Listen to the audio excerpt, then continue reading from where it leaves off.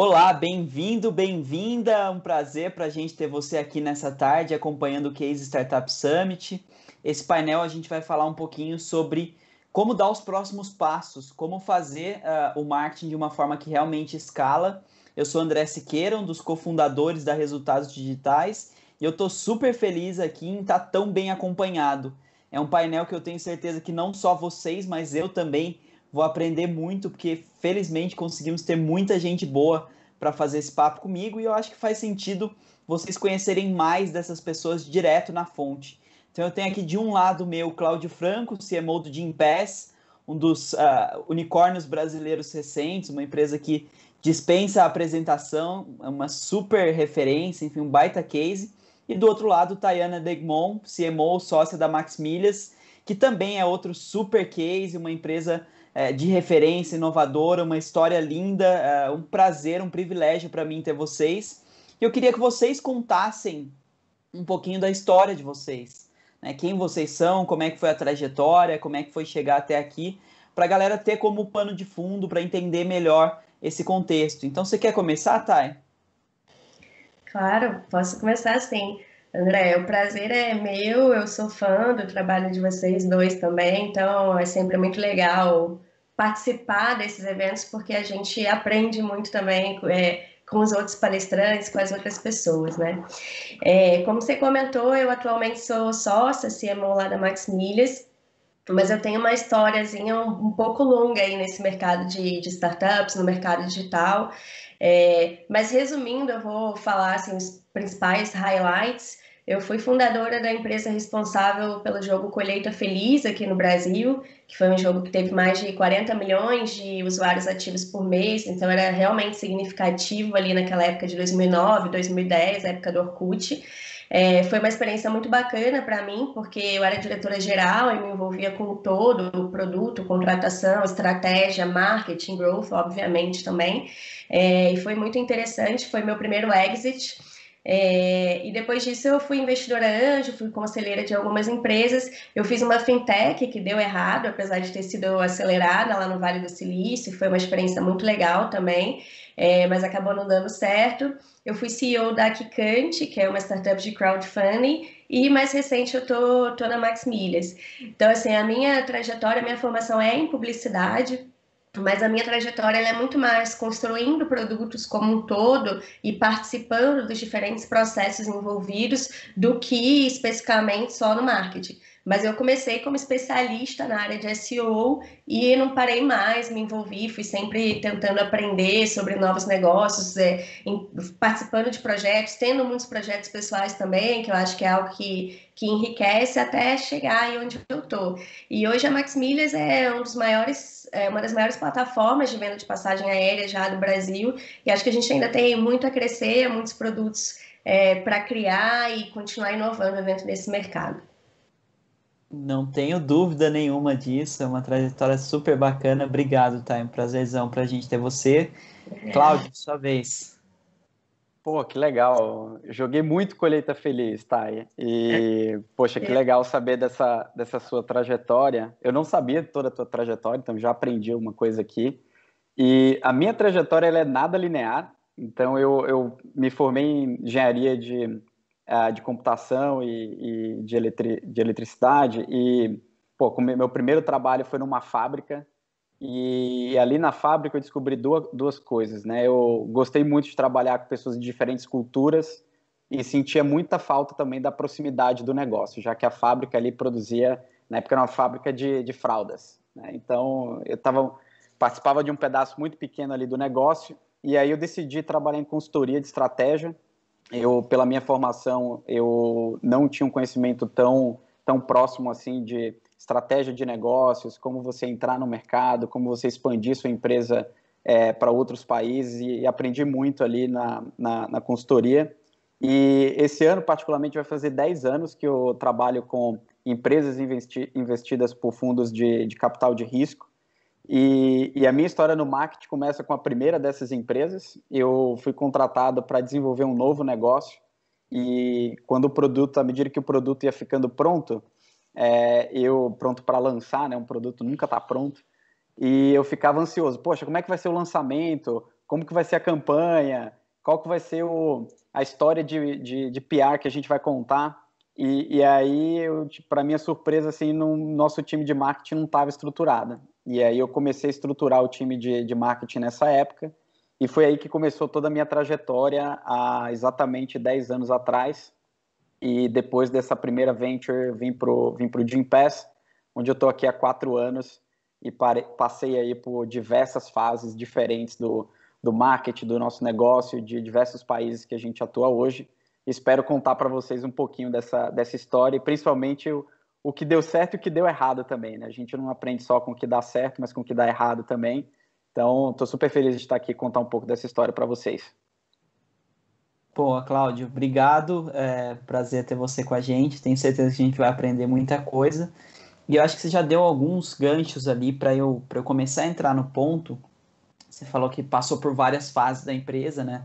Imagino que a Thay tenha vivido mesmo, e sempre que me perguntam de um desafio para mim na RD, eu falo que esse é um deles, né? Todo dia eu acordo na maior empresa que eu já trabalhei.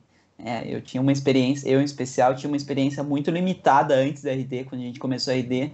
Eu tinha 20 anos, então todo dia eu fui acordando na maior empresa que eu já trabalhei, e eu não sabia exatamente quais eram os meus próximos passos. E o meu papel como líder de marketing, ele já mudou muito, né? Eu já fui o cara que faz tudo acontecer, que bate escanteio e cabeceia. Depois eu fui o cara que precisava montar um time e começar a coordenar. Depois é totalmente diferente você virar um manager, um gerente de gerentes, né? Você coordenar pessoas que estão coordenando outras pessoas, você começar a trabalhar muito mais com a estratégia, com médio e longo prazo, e sair um pouquinho mais da operação. Sempre foi difícil para mim entender quando o jogo virou, o que eu precisava fazer agora, quais foram as etapas. E eu queria que vocês contassem um pouquinho de quais foram as etapas de vocês, o que muda no papel do líder de marketing para cada tamanho de empresa, para cada momento, o que vocês faziam lá atrás que não fazem mais, o que fazem hoje que não faz sentido lá atrás. Então eu queria ouvir um pouquinho desse contexto de mudança. Podemos começar com a Thay de novo. Beleza. Cara, muda muita coisa, é o que você falou, muda todo dia, né? É até difícil entender, assim, até onde foi uma etapa e onde começa a outra, porque na prática é um contínuo, né? Então, só quando você olha em retrospectiva fica muito mais claro, e aí você consegue falar, não, claramente a partir dali eu tive uma grande mudança estratégica, mas no dia a dia é um pouco menos definido dessa forma. Na Max Milhas especificamente, eu entrei para escalar a equipe, estruturar mais, escalar os nossos investimentos. Então, foi no momento que a empresa tinha um crescimento orgânico muito expressivo, e que ela ainda queria continuar numa aceleração muito grande de ganhar mercado, de conhecimento de mercado e tudo mais. Então, eu entrei, a gente tinha recém montado os times dentro do marketing. Então, até então, pensa um time de marketing que poucas pessoas fazem tudo. Quando eu entrei, há pouquíssimo tempo, as áreas tinham sido subdivididas dentro do marketing, então já tinha um núcleo de conteúdo, um núcleo de performance, e um núcleo de parcerias, e um que ainda não tinha muita forma, mas que era meio marca, assim. E aí eu entrei nesse momento, a primeira coisa que eu fiz foi organizar mais o que a gente tinha que fazer do ponto de vista de investimentos de performance mesmo, que ainda era muito tímido. Então a gente precisou entender melhor os canais, entender a participação de cada um deles no negócio e como que eles se refletiam ao longo do tempo, para aumentar, para a gente ter confiança de aumentar os investimentos, então organizar um pouco o analytics, entender um pouco mais esse lado. E aí, logo na sequência, eu comecei a ver o que eram fatores que impediam o nosso crescimento. E o conhecimento de marca e a confiança na marca era o principal fator. Então, aí começou uma primeira decisão, assim, já de, putz, precisamos investir em marca e a gente precisa que as pessoas entendam que é seguro comprar na Max Milhas. E como a gente vai fazer isso com o tamanho que a gente já tem? Então, a gente começou a estruturar um lado mais de branding mesmo e começou a pensar em fazer TV, em estudar isso. Então, eu acho que a gente teve uma divisão bem grande aí.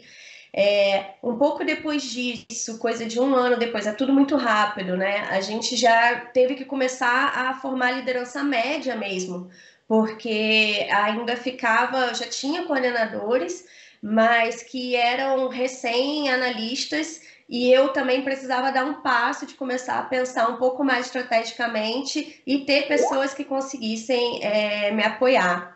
Então, eu fiz mais esse movimento de capacitação dos líderes para a gente conseguir criar uma estrutura mais robusta, assim, que me permitisse ter tempo para pensar. E hoje a gente tem uma estrutura que ela tem uma área de conteúdo, deixou de existir, assim, ela está dentro da parte de branding hoje. Então, hoje a gente tem branding, performance, que branding, na verdade, pega tudo que é comunicação institucional e marca, performance, CRM, que é uma área que a gente não tinha e que se tornou muito relevante para a gente, e parcerias, ela hoje é quase como se fosse uma área de desenvolvimento de negócio que está dentro da estrutura de produto e faz uma grande ponte com marketing.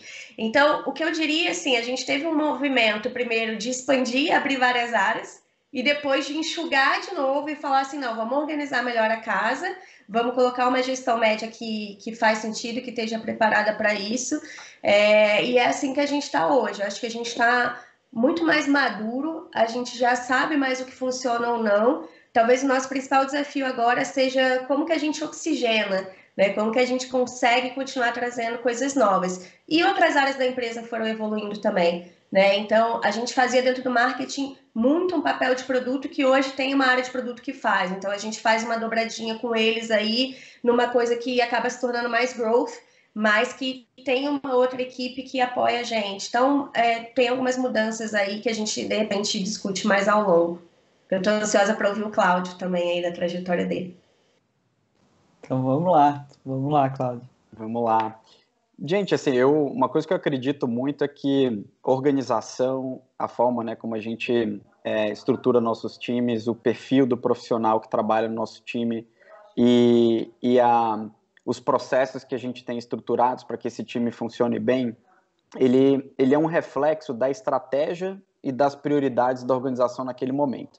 Então, eu particularmente não acredito que tem um modelo ideal. Eu acho que existe um modelo que facilita a execução de uma estratégia. E estando em empresas, né, eu me conectei muito com o André aqui quando ele fala que ele dormia, acordava e tinha uma empresa diferente. É verdade, né? Uma empresa que mais do que dobra todos os anos, no mínimo a empresa que você tem no ano seguinte, já é muito diferente, ela é 2 vezes diferente, pelo menos daquela que você começou a trabalhar. Então, eu acho que tem 3 fases, no entanto, que a gente consegue ver em diversos negócios, diversas trajetórias dentro desse mercado de investimento de capital de risco. A primeira delas é o Product Market Fit, onde você tem profissionais muito mais generalistas, onde a velocidade e a capacidade de execução ela é mais importante, talvez, do que otimização, retorno do investimento, custo. Você quer encontrar alguma coisa que dê certo. E para isso, é muito importante que você tenha profissionais, um time ali que esteja adequado a essa etapa da empresa. Tem um segundo momento, que foi inclusive o momento que eu entrei no Gympass, que você já tem um produto que está validado, você já tem alguns canais ou um canal ali que aparentemente você consegue repetir ciclos de aquisição, mas você ainda não executa ele muito bem. Então, essa segunda etapa é uma etapa onde você tem que aperfeiçoar esse canal que você já tem ali, essa forma de vender, essa forma de se conectar com teus clientes, mas você precisa pensar um pouco mais no longo prazo, porque você não sabe se esse canal vai saturar em 2 meses ou 2 anos. Você não sabe se de repente esse canal vai desaparecer. Então, essa segunda fase, que é a fase que você tipicamente tem um produto, uma linha de negócios e um ou poucos canais validados, ela é muito importante para que você esteja seguro que teu negócio é sustentável pelo período que você ainda tem pela frente.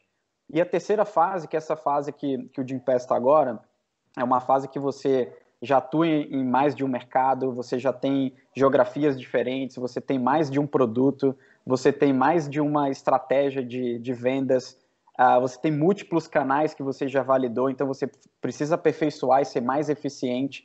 Então aqui eu acho que tem, voltando para a pergunta, André, coisas que a gente fazia no passado que a gente não faz mais hoje e vice-versa.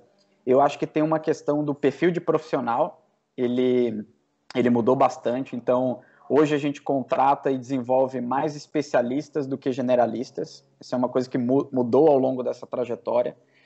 A segunda, como a gente atua em diversos mercados, tem canais que funcionam melhor num país do que em outro. Então a gente tem hoje, na verdade, o que a gente chama de um mix ideal de canais para cada um dos países. E isso tem a ver tanto com o contexto do país. Então, por exemplo, um custo por clique na Europa e nos Estados Unidos chega a custar 6 vezes mais do que no Brasil. Então, se eu tenho uma estratégia muito dependente de mídia, eu preciso adaptar essa estratégia para mercados para que meu CAC não exploda em todos os países. A lei de proteção de dados, por exemplo, ela começou primeiro na Europa e chegou recentemente aqui ao Brasil, e nos Estados Unidos está se discutindo alguns estados de como implementar. Então, tem canais que funcionam muito bem, onde não tem tantas restrições assim da lei de proteção de dados, ou que a maturidade de algumas organizações em relação a dados ela é menor ou maior. Então, assim, são nuances de mercados que você precisa se adaptar. Então, eu acho que isso complementa um pouco do que a gente faz hoje, que, na verdade, é uma estratégia e um mix de canal que está muito conectado com o nosso estágio de maturidade em cada um dos mercados e que tem a ver também com o que funciona melhor no mercado versus o outro. E aí, para finalizar, eu acho que tem uma coisa que, à medida que você ganha mais maturidade na organização, que o time é um pouco maior, os recursos que você investe são de magnitudes maiores, eu comecei aqui com um mantra que feito é melhor que perfeito, e agora esse mantra, ele se aplica muito bem a talvez 20% de experimentação que a gente faz continuamente, mas tem um 80% do negócio que você precisa entregar. Você não pode arriscar tanto. E você precisa se aperfeiçoar. Então, acho que esse Pareto do 80-20, se eu olhar para 4 anos atrás, ele talvez fosse invertido. A gente tinha 20% de certeza e 80% de incerteza. E hoje a gente precisa trabalhar muito mais com 80% de certeza, mas mantendo o espírito de startup, de experimentar, de se arriscar, mas não dá para arriscar tanto quanto no começo. Então, eu acho que são esses 3 grandes aprendizados aí de coisas que a gente fazia, não faz mais, e coisas que agora a gente tem a oportunidade de fazer com mais recursos e um time mais especializado. Muito legal. André, acho que você está no mudo. André, a gente perdeu você um pouquinho aí, André. André, você está no mudo. Opa, desculpa, falha. Agora sim. A frase que a gente mais ouviu no mundo de home office André, você está no mudo. A segunda desculpa, tem uma obra aqui em cima de casa. Tá exato. O que eu brinquei, eu comentei, você falou, né? 20% de risco, 80% de segurança, exceto quando vem uma pandemia, né? Aí tem que reinventar 100%. E botar tudo de novo. Sofreram muito aí, né? Os dois. Mas não vou entrar nisso agora. O que eu queria puxar, eu acho que é muito interessante, porque eu escuto vocês dois e são coisas muito recorrentes, né? Acho que todo mundo que passa por uma situação mais ou menos parecida vive esses mesmos sentimentos. E uma das coisas, você estava falando, Cláudio, que vocês fizeram, a gente viveu a mesma coisa, era no começo você sai muito desse olhar do generalista, do faz tudo e executa, que você está descobrindo o canal, que você quer saber como funciona, e depois começa a trabalhar com os especialistas. E uma coisa que eu sinto quase que inveja da galera que trabalha com vendas é que vendas escala fazendo quase sempre a mesma coisa, né? Você contrata 100 vendedores, o treinamento para os 100 vendedores é o mesmo, a forma que você tem de dar... Óbvio, você vai ter variações de perfil e etc., mas se você domina a técnica de venda, você tem muito do necessário para poder dar feedback. a gente no marketing, cada especialista está fazendo uma coisa diferente. Você tem um especialista fazendo SEO, que é o mundo à parte, o outro no e-mail marketing, que é o mundo à parte, você tem outro em redes sociais, que é o mundo à parte, mídia, e mesmo dentro dessas coisas tem 1000 quebras, o Google, o Facebook, o LinkedIn, por aí vai. E isso naturalmente faz com que a gente não entenda de tudo que a gente está gerenciando. Não tem como eu ter um universo embaixo de mim, que eu tenha 20, 30 especialistas em canais diferentes, e eu consigo chegar e ser o coach, e ensinar e trazer para eles o conhecimento profundo em cima de cada um desses canais. Então, no começo dá para fazer isso. No começo, quando você está no generalista, você entra, põe mais a mão na massa, depois fica mais difícil. Eu queria ouvir de vocês como fazer gestão nesse contexto, como gerenciar, sendo que talvez você não conheça tão a fundo assim o canal. A Thay comentou, por exemplo, de ter que fazer TV e tal. Imagino que provavelmente não era uma experiência que você tivesse antes, né? Então, como gerenciar nesse contexto? Como botar no ar, fazer acontecer, medir, cobrar, dar feedback, sem ter esse domínio das especialidades? Sim, eu acho que TV particularmente, eu tinha feito uma vez, eu já tinha sido CMO da Vostu, que era uma outra empresa de jogos, a gente já tinha feito TV, mas assim, não era nem de longe minha grande especialidade e eu não tinha na equipe ninguém que soubesse mais que eu também. Então, uma das coisas que eu fiz nesse caso foi buscar mentoria com pessoas que sabiam muito mais que eu e que podiam me apoiar. Conversei com muitas startups que já tinham passado por essa fase, conversei com profissionais que já tinham sido VPs de mídias de grandes agências, olhei lado também cliente, não só lado agência. Então, assim, eu fiz muito bench, conversei com muitas pessoas para eu tentar me cercar do máximo de informação possível. Mas falando sobre esse lado da gestão, André, é curioso porque a gente também vai evoluindo como gestor e a gente vai aprendendo a lidar. Eu acho que antes, uma das coisas que eu ouvia muito era do quanto eu conseguia inspirar a equipe pelo meu conhecimento técnico mesmo em algumas coisas, e o meu forte é mais essa parte de performance e de growth. E aí eu precisei começar a mudar o meu perfil para uma outra coisa que eu tinha mais dificuldade, que era aprender a delegar muito bem, aprender a confiar muito na equipe, que é uma coisa que hoje eu recebo feedbacks positivos de, poxa, a Tayana confia no nosso trabalho. E aí a forma que eu consigo inspirá-los hoje é muito mais de conseguir passar desafio para eles. Então, eles precisam se sentir desafiados, e desafio eu tenho um monte. Eu só preciso descobrir a melhor forma de levar isso para cada um, confiar que eles vão fazer um bom trabalho e ajudá-los assim a comprar as brigas necessárias. Quando eu falo brigas necessárias, não é no mau sentido, não é que eu realmente vou brigar com pessoas dentro da empresa, mas é como que eu consigo apoio para os projetos que eles querem desenvolver, como que eu consigo ali tempo de engenharia, apoio do Max, que é o CEO, e assim por diante. Então, o meu papel hoje é muito mais de entender para qual direção a gente tem que ir, conseguir deixar isso claro, mas dar espaço para eles fazerem.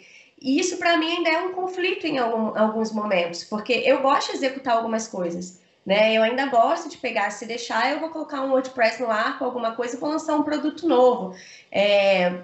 Mas aí eu me seguro, eu tento fazer isso nos meus projetos pessoais, lá no meu canil, na Growth Leaders Academy, que é a mentoria que eu tenho, em outros projetos, e deixo eles fazerem assim. E aí eu só tenho que ter os checkpoints realmente para acompanhar o que está sendo entregue. Mas acho que a principal diferença para mim foi essa, assim, entrar muito mais numa vertente distante um pouco mais do dia a dia, mas também sem perder a mão. Na Max, a gente é muito mão na massa, assim, culturalmente falando. Então, todos os gestores, do CEO aos gerentes, coordenadores, estão aprendendo isso agora.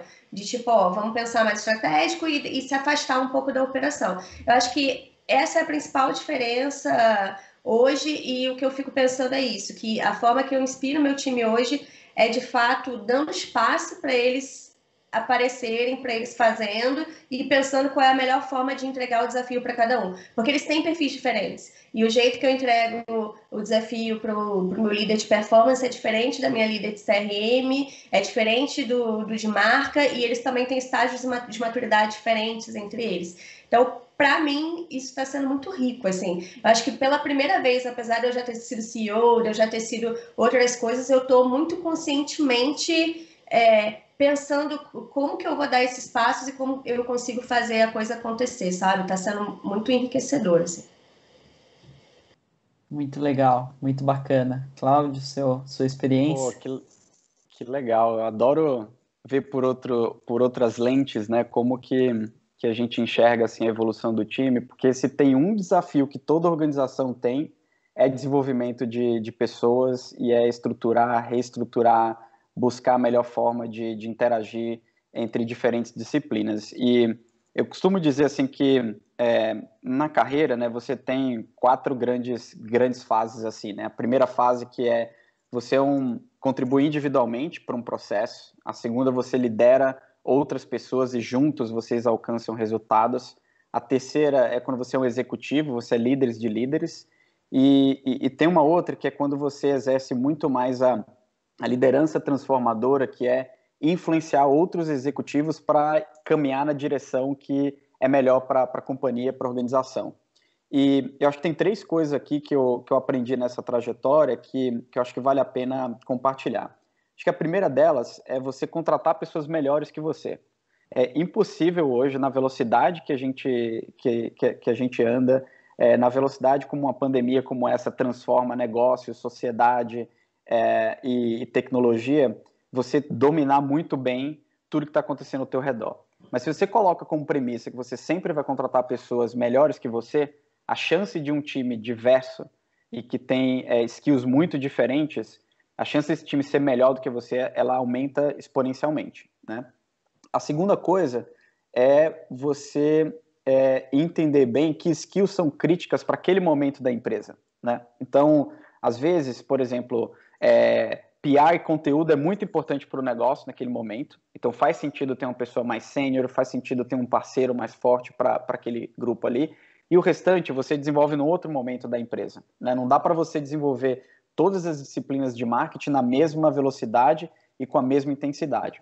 E por fim, uma coisa que eu acho que às vezes a gente esquece, a gente pensa muito para dentro, eu sempre procurei me cercar também de parceiros que podem oferecer um serviço muito melhor para mim naquele momento e que também vai te ajudar em momentos super específicos, como esse da Thay, por exemplo, que ela precisava de um parceiro de TV, precisava fazer TV, e não necessariamente ela tinha a melhor pessoa no time dela naquele momento que entendia de TV. Então, acho que a gente sempre precisa pensar na organização interna, mas qual que é o ecossistema de parceiros que você consegue construir também, que no marketing é super importante para que você consiga chegar lá, né? Resultados digitais. Faz sentido você ter um parceiro que desenvolve tecnologia, que pensa CRM, que pensa em automação todos os dias, ou você construir o teu próprio, né? Eu sou partidário que, poxa, eu vou falar com quem entende melhor disso, com quem pensa nisso todos os dias, ao invés de trazer um desafio para a organização que não é o nosso core.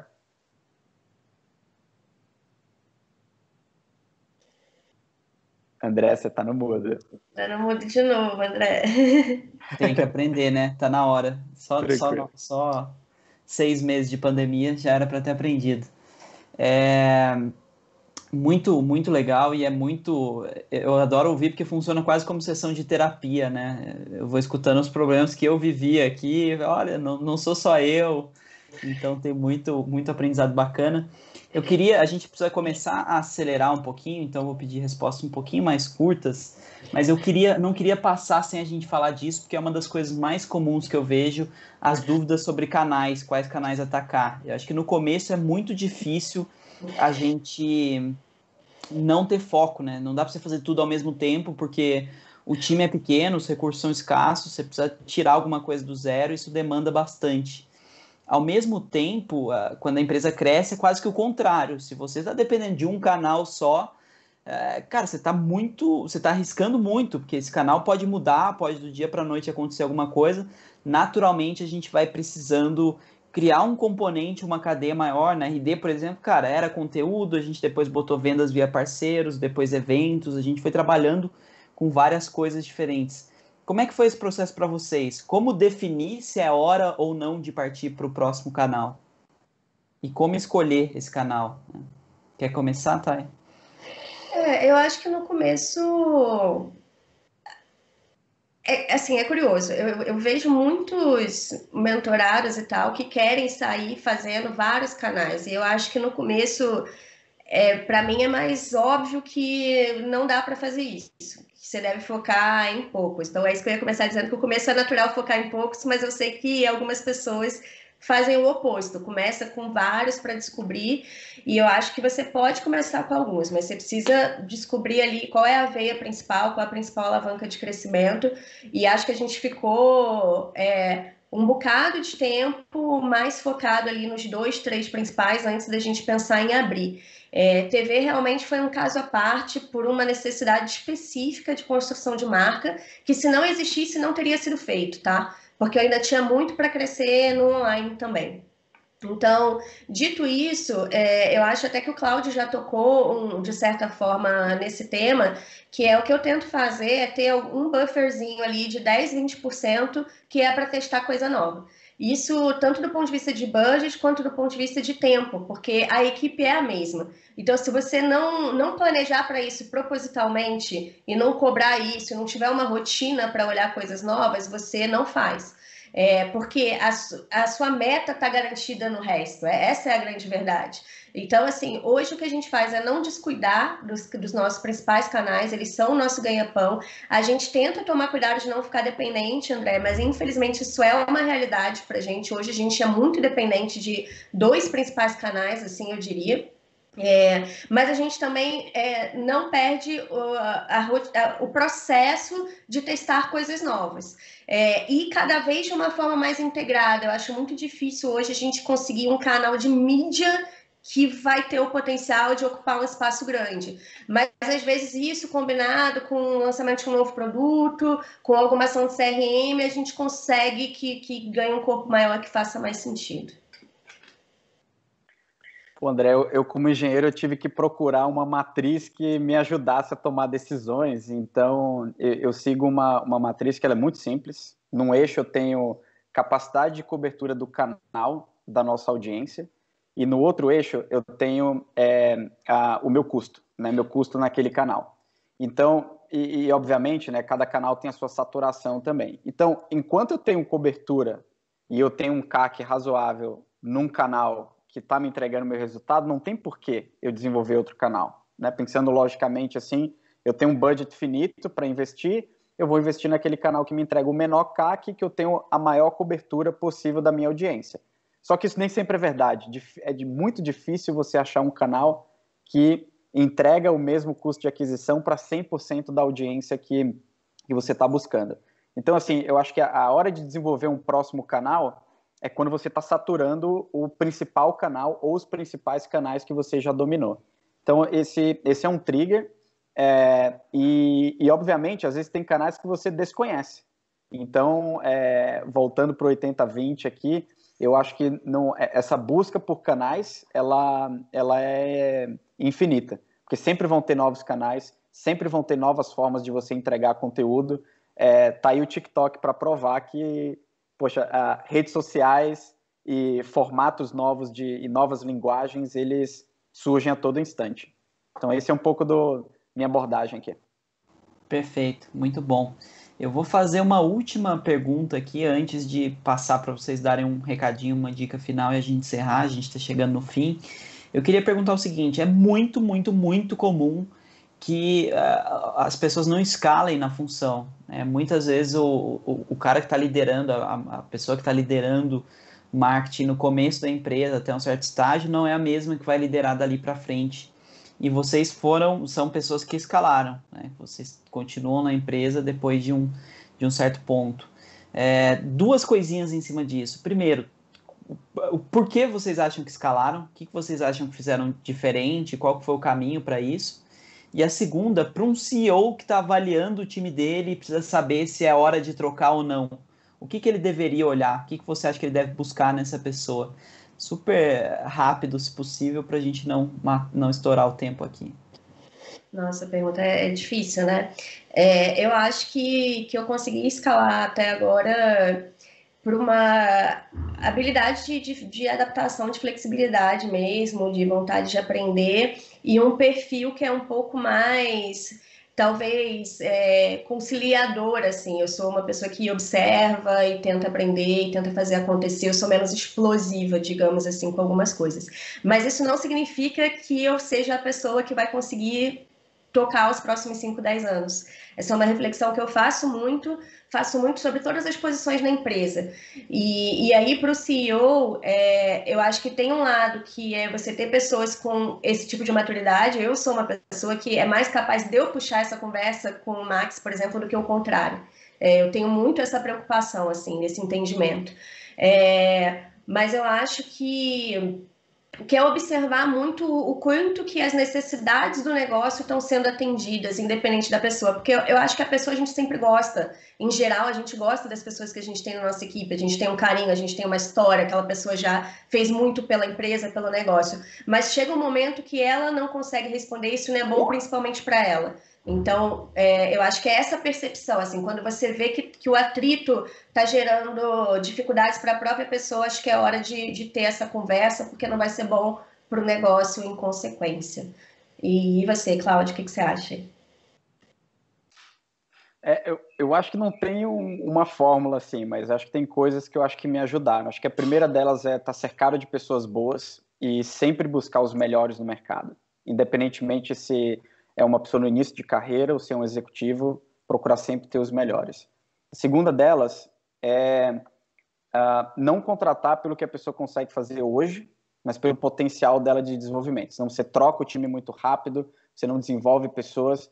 E aí, pela anedota da engenharia, eu contrato pelo hardware que a pessoa tem e não pelos softwares que ela tem instalado hoje. A capacidade dela de aprender vai me dizer muito mais sobre o desenvolvimento dela e a capacidade de acompanhar a empresa do que o que ela consegue entregar hoje. Dica para o CEO, tenta entender o que é crítico para a tua empresa agora e o que é crítico também para os próximos 3 anos, talvez, no mínimo. Porque senão você vai contratar uma pessoa, talvez, para resolver um desafio atual, mas, poxa, daqui a 1 ano, daqui a 2 anos, se essa pessoa não tiver esse potencial, não tiver esse hardware bom, você não vai conseguir. Essa fica a minha dica. Perfeito. Eu tô sentindo já quando acabava a entrevista do Jô, que todo mundo fazia, eu tô sentindo isso de acabar esse nosso papo. Por mim, a gente ficava aqui por horas e horas. Foi um prazerzão. Agradeço muito a presença de vocês. Queria que vocês fechassem com uma dica de vocês para quem está escalando. Então, podem dar os recados, os encerramentos, falar onde a galera te encontra e trazer uma dica para quem está escalando, uma coisa que pode ajudar essas pessoas. Começa aí, Cláudio. Cara, acho que eu falei muito sobre isso hoje. O tema era sobre escalar e a gente falou muito de time. Então, se cerque de pessoas boas e não deixe nunca de estudar, porque o conhecimento é infinito e ele cresce a cada dia. Então, seja muito humilde, porque independentemente da posição que você está hoje ou que estágio tua empresa alcançou, pode ter um corona que muda totalmente, você tem que reaprender tudo de novo. Então, humildade, pessoas boas. Boa, obrigado, Cláudio. Sabe que é horrível fazer isso, mas eu vou puxar a mesma que o Cláudio, de humildade, porque uma das coisas que eu tenho tentado fazer muito é assim, eu pratico o que eu cobro do meu time. Então, se eu dou um feedback sobre a pessoa precisar buscar, aprender, se desenvolver, continuar fazendo cursos, o quanto que eu faço isso. Né? Quando eu peço uma postura X, o quanto que eu faço isso. Então, eu acho que essa é um grande... deve ser um grande mantra, assim, pra gente. A gente chegou em algum lugar porque a gente fez certas coisas, né? E quais são as coisas que vão permitir que a gente dê os próximos passos. Então, acho que a principal dica é essa, assim, colocar na cabeça o que você diria para você se você tivesse te mentorando, te coachando aí para você continuar crescendo e ser bem humilde nesse sentido. Acho que é isso. Muito bom, muito bom. Aí, Cláudio, obrigado, um abraço para vocês, obrigado a todo mundo que nos acompanhou, nos assistiu. Espero que continuem aí curtindo bastante o evento. Foi um prazer estar com vocês. Tchau, tchau. Valeu, sucesso para todo mundo. Valeu, gente.